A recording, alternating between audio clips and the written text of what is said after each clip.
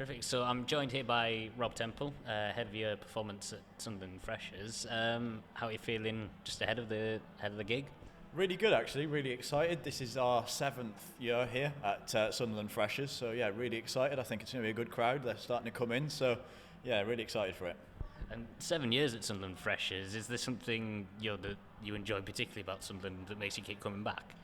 They keep booking me back, so something's going right. But I have to say, this is definitely my favourite gig of the year. Every single year, I look forward to doing Sunderland Freshers, so it's always my favourite gig. Yeah, definitely. The crowds are just fun, and people keep coming back as well. We've always got audience members who've been in years before, so that's really cool. And without giving too much away, can you tell us a bit about your act tonight? What you're going to be performing? Yeah, absolutely. So basically our job is to take ordinary people from the audience and turn them into the stars of the show. So I'm not really the star of this show, I'm just the director.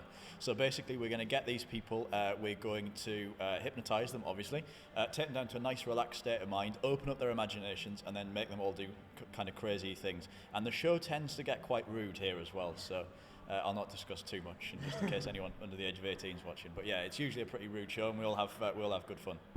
And there are always sort of some skeptics who say, you've spoken to them beforehand or whatever. It is genuine, isn't it? Yeah, completely. I mean, right now we're in the middle of a Freshers tour, so we're travelling around from uni to uni doing different Freshers shows and everything.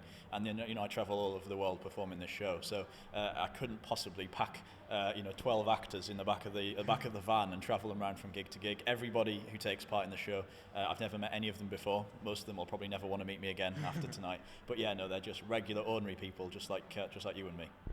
And you say your act's sort of quite a bit rude. It's a bit unique. Where does that come from? I've always had a bit of a filthy sense of humour, I suppose, and I wanted to set myself apart from the rest. So I guess I wanted to, I'm only young right now, I'm 26, I've been doing this professionally for 10 years, so I just wanted to kick things into a new level. I wanted to breathe a fresh life into what is actually a really old art form and dates back to the 1800s and beyond. So yeah, I just wanted to bring it up to date, make it a bit more modern, and then inject my own sense of humour into it, really.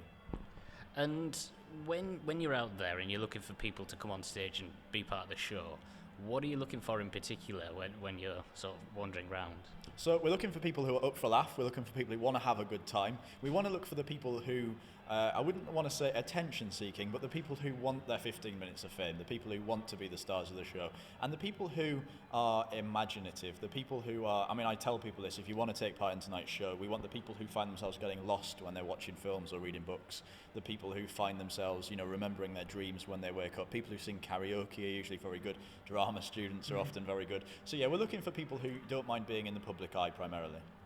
And are you able to tell when someone is genuinely hypnotized and when someone is putting it on? From time to time, someone can trick me. So from time to time, somebody will come up to me after the show and said, I was playing along all the way through. If I can spot it, then I will get rid of them because ultimately they're just wasting my time on stage. But sometimes people can catch me out. Most of the time, there's a few kind of physiological things that it's impossible or very difficult to fake. So when you're hypnotized, you go through a period of rapid eye movement where your eyelids flicker very fast. People often develop a little rash just around the eyes. It's quite subtle, but it is there. So there are certain things, and to do with your breathing patterns. Breathing slows down to an unnatural pace when you're going into hypnosis, and they're just hard things to fake. So I'm looking all the time for these kind of physiological changes, and if I don't see them, or if I do see them, then I know that person is very likely to be hypnotized. And you said you're in the middle of uni freshers season now. What do you do outside that season? What have you got going on? So when we finish to get to the end of September and I'm done, we'll then take a couple of months off. Then we get to December, and then we've got Christmas things like for companies, corporate parties, all those kind of things. So any kind of Christmas party event in the run up to Christmas. Then I take a couple of months off again.